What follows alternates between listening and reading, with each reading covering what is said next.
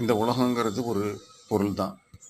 இந்த உலகத்தில் உள்ள எல்லா உயிரினங்களும் பொருள்களால் தான் ஆக்கப்பட்டிருக்கிறது. பொருள்னு சொல்லும்போது அது காலப்போக்கில் கரைய தான் போகுது, சிதைய தான் போகுது, மண்ணோட மண்ணாக ஒன்று சேர தான் போகுது.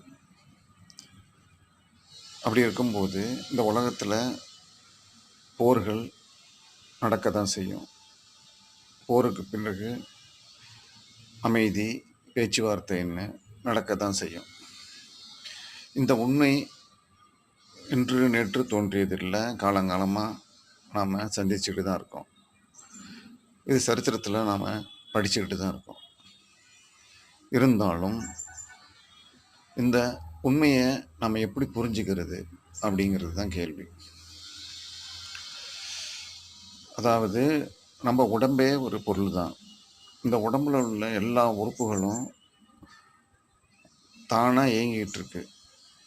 அவையெல்லாம் சேர்ந்து இயங்கும்போது தான் நாம் உடலாக காட்சி அளிக்கிறோம். இது நம்ம மனித இனத்துக்கு ஒண்டி கிடையாது, எல்லா உயிரினங்களுக்கும் உண்டு. அது தானாக இயங்குகிற ஒவ்வொரு உறுப்பும் எப்படி இயங்குது அப்படிங்கிறத விஞ்ஞானம் சொல்லிக்கிட்டு இருக்கு. அதற்கு வேண்டிய சக்தியை யார் கொடுக்குறா அப்படின்னு நம்ம கேட்டோம்னா விஞ்ஞானம் அப்படியே நின்றுடும். அதுக்கு மேலே அதால் மூவ் பண்ண முடியாது. இப்போ ரத்தத்தை எடுத்தோம்னா அது பிராணவாயுவை எல்லா உறுப்புகளுக்கும் கடத்தி சென்று எல்லா உறுப்புகளையும் ஆக்டிவேட் பண்ணுது. இந்த சக்தியை யார் கொடுக்குறா அப்படிங்கிறத விஞ்ஞானத்தால் சொல்ல முடியாது. தத்துவம் என்ன சொல்லுதுன்னா, ஏன் அப்படிங்கிற ஒரு கேள்வியை விளக்க முற்பட்டு ஆராய்ச்சி செய்து அதற்கான ஒரு முடிவையும் அது கொடுக்கும். பட் அது சயின்ஸ் அக்செப்ட் பண்ணிக்காது. பட் இந்த அறிவியலும்